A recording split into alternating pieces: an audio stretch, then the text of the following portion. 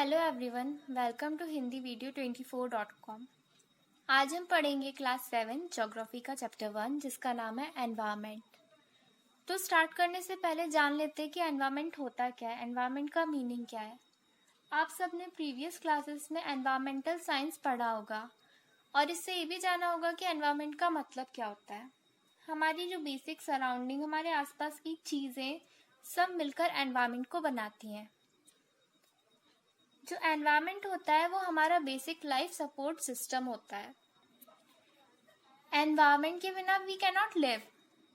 Environment से ही हमें एयर मिलती है सांस लेने के लिए, पानी मिलता है पीने के लिए, और वो खाना भी मिलता है जो हम खाते हैं। और इवन जिस ज़मीन पर हम रहते हैं वो भी एनवायरनमेंट का एक हिस्सा है, वो भी हमें एनवायरनमेंट से ही मिलती है। तो चैप्टर स्टार्ट होता है रवि की स्टोरी से, जो लंबे वेकेशन के बाद स्कूल गया था।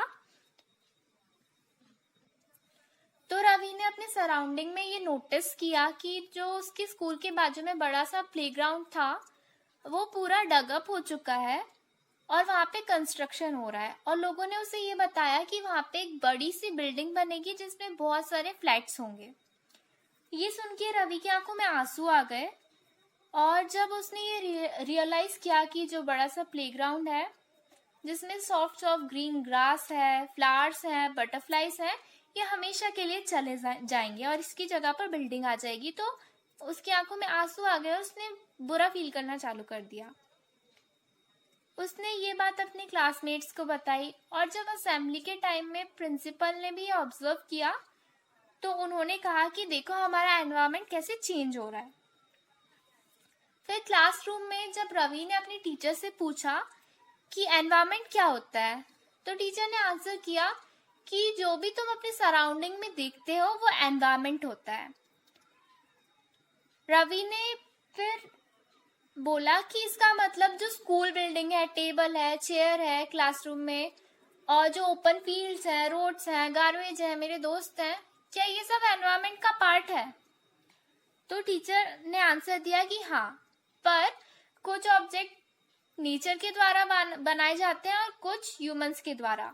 अब जैसे नेचुरल एनवायरनमेंट में क्या आता है, माउंटेन्स आती हैं, रिवर्स आते हैं, एनिमल्स आती हैं, और जो ह्यूमन मेड एनवायरनमेंट होता है उसमें road, car, clothes, buses, books etcetera आती हैं। फिर उसके बाद टीचर ने उन्हें कहा कि अब तुम लोग पेयर बना लो और उन चीज़ों की लिस्ट बनाओ तुम्हारे क्लासरूम में जो नेचुरल है और मैन मेड है। रवि, परमजीत, जस्सी, मुस्तफ़ा, आशा सब एक्साइटेड थे लिस्ट बनाने के लिए। पर इकबाल का क्वेश्चन ये था कि हमारा एनवायरनमेंट चेंज क्यों हो रहा है?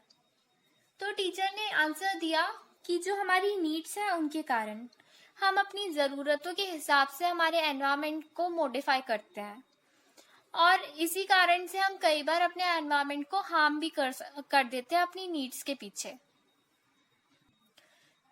हमारी ज़रूरतें दिन ब दिन बढ़ती जा रही हैं और इन्हीं ज़रूरतों को पूरा करने के लिए हम अपने एनवायरनमेंट को हार्म कर रहे हैं। टीचर ने ये रिप्लाई दिया। तो इस कन्वर्सेशन से हमें ये समझ में आया कि जो जगह है, पीपल है, थिंग्स है, नेचर है जो हमें सराउंड करता है, और जो भी लिविंग ऑर्गेनिज्म है, कोई भी लिविंग ऑर्गेनिज्म हो, इन सब से मिलके बनता है environment. It is a combination of natural and man made phenomena. ठीक है, इसमें दोनों चीजें आ सकती हैं, या नेचुरल भी और मैन मेड चीजें भी। इन सबको मिला के एनवायरनमेंट बनता है। जो नेचुरल एनवायरनमेंट होता है इसमें दो चीजें होती हैं, एक तो बायोटिक और सेकेंड एबायोटिक। अब जानते हैं बायोटिक क्या होता है, एबायोटिक क्या होता है, इनका मीनिंग। अब बायोटिक का मतलब क्या होता है, वो एनवायरनमेंट या वो दुनिया जिसमें जिंदा जीव होते हैं। एग्जाम्पल के लिए प्लांट्स और एनिमल, इनमें जान होती है तो ये होते हैं बायोटिक। और एबायोटिक मतलब जिनमें कोई जान नहीं होती, जो नॉन लिविंग होते हैं। जैसे लैंड, माउंटेन्स।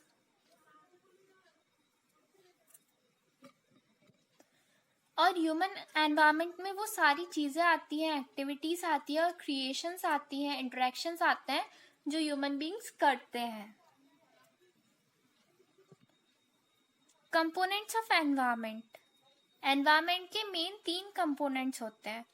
फर्स्ट है नेचुरल, सेकेंड है ह्यूमन मेड और थर्ड है ह्यूमन। नेचुरल में क्या क्या आ जाता है? लैंड जिसको बोलते हैं लिथोस्फियर, एयर आता है जिसको बोलते हैं एटमॉस्फियर, वाटर आता है जिसको बोलते हैं हाइड्रोस्फियर और लिविंग थिंग्स आती हैं जिसको बोलते हैं बायोस्फियर।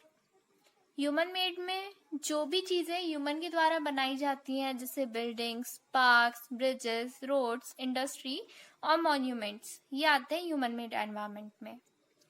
अब ह्यूमन में क्या आता है? कोई भी इंडिविजुअल पर्सन, उसकी फैमिली, बहुत सारे लोगों की कम्युनिटी, रिलीजन, एजुकेशन, इकोनॉमिक और पॉलिटिकल सिचुएशन, ये सब मिलके बनाते हैं ह्यूमन एनवायरनमेंट। अब हम पढ़ेंगे नेचुरल एनवायरनमेंट के बारे में। जो land, water, air, plants, animal, ये सब मिलके हमारा नेचुरल एनवायरनमेंट बनाते हैं। आपने प्रीवियस क्लास में लिथोस्फियर, हाइड्रोस्फियर, एटमॉस्फियर, बायोस्फियर के बारे में पढ़ा होगा, तो इससे रिलेटेड कुछ और बातें जानते हैं। जो लिथोस्फियर होती है वो होता क्या है? वो अर्थ के ऊपर की सॉलिड क्रस्ट होती है जो हार्ड टॉप लेयर होती है। ये काय से बनती है? ये रॉक से बनती है, मिनरल्स से बनती है और ये सॉइल से कवर्ड होती है। सॉइल की बिल्कुल थिन लेयर से कवर्ड होती है लिथोस्फियर। ये इर्रेगुलर सरफेस होता है वेरियस लैंडफॉर्म्स का, such as mountain, plateaus, plains, valleys. जो लैंड हम जिसके ऊपर रहते हैं उसको लिथोस्फियर बोलते हैं। जो लैंडफॉर्म्स रहते हैं वो हमें कहाँ मिलते हैं? कॉन्टिनेंट्स में मिलते हैं। और जो ओशन फ्लोर रहती है उसके ऊपर भी हमें लैंडफॉर्म्स मिलते हैं। लिथोस्फियर हमारी लाइफ का बहुत ज़रूरी हिस्सा है क्योंकि यही एक ऐसी चीज़ है जिससे हमें फॉरेस्ट मिलते हैं, ग्रासलैंड्स मिलते हैं जिससे जानवर खाना खा सकते हैं, एग्रीकल्चर के लिए लैंड मिलती है, हम जहाँ रहते हैं, हमारा जो घर है वो लिथोस्फियर पे है। और लिथोस्फियर साथ ही साथ जो मिनरल वेल्थ होती है उसकी भी एक जगह है। तो जो लिथोस्फियर है वो हमारे लिए बहुत इम्पोर्टेंट है। अब हाइड्रोस्फियर क्या होता है? वो जगह जहाँ पर पानी होता है वो हाइड्रोस्फियर होता है। अब हाइड्रोस्फियर में जो वाटर रहते हैं उसकी वेरियस सोर्सेज आ जाती हैं। वाटर हमें कहाँ कहाँ से मिलता है? रिवर से मिलता है, लेक से मिलता है, सी से मिलता है, ओशन से मिलता है। और पानी हर लिविंग ऑर्गेनिज्म के लिए ज़रूरी होता है, चाहे प्लांट्स हो, एनिमल्स हो या ह्यूमन बींग्स हो। पानी के बिना हम लाइफ को सपोज भी नहीं कर सकते कि लाइफ कैसे होगी और कैसे चलेगी। जो एटमॉस्फियर होता है वो एयर की थिन लेयर होता है जो अर्थ को सराउंड करके रखता है। The gravitational force of the earth holds the atmosphere around it. तो जो एटमॉस्फियर है वो अर्थ को अपने आसपास ऐसे रैप करके रखता है। ये हमें बचाता है, ये हमें हार्मफुल रेज से बचाता है और सन की डायरेक्ट हीट से भी हमें प्रोटेक्ट करता है। अगर ये हमें प्रोटेक्ट नहीं करता तो हमारी अर्थ भी बाकी प्लैनेट्स की जैसी होती। बाकी प्लैनेट्स पे लाइफ नहीं है ना, पर अर्थ के आसपास एटमॉस्फियर है, इसलिए यहाँ पे लाइफ पॉसिबल है। अब एटमॉस्फियर में क्या होता है? इसमें गैसेस होती हैं, डस्ट होते हैं और वाटर वेपर होते हैं। अब एटमॉस्फियर में थोड़ा सा भी चेंज आता है तो इससे चेंज काय में आता है? वेदर में आता है और क्लाइमेट में आता है। प्लांट और एनिमल किंगडम साथ में क्या बनाती है? बायोस्फीयर बनाती है। प्लांट और एनिमल दोनों मिलके हम बायोस्फीयर को लिविंग वर्ल्ड भी कह सकते हैं। एक छोटी सी जोन होती है अर्थ की जहाँ पे लैंड, वाटर, एयर साथ में मिलते हैं एक दूसरे से और एक लाइफ सपोर्ट सिस्टम को फॉर्म करते हैं। अब जानते हैं कि इकोसिस्टम क्या होता है। अब इकोसिस्टम वो सिस्टम होता है जो फॉर्म होता है इंटरेक्शन से सारे लिविंग ऑर्गेनिज्म के एक दूसरे से फिजिकल और केमिकल फैक्टर्स के द्वारा एनवायरमेंट में, जिसमें वो रहते हैं और एक दूसरे से लिंक्ड रहते हैं और सारी जो एनर्जी और मटेरियल ट्रांसफर होता है, इन सब से बनता है इकोसिस्टम। अब हमें इको